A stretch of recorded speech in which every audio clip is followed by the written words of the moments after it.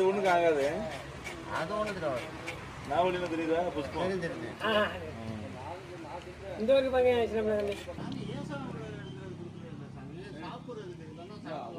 உண்மையா இருக்கிற பெண்கள் சாப்பிட்டா வந்து தெருப்பு பையில கட்டி இருக்காது.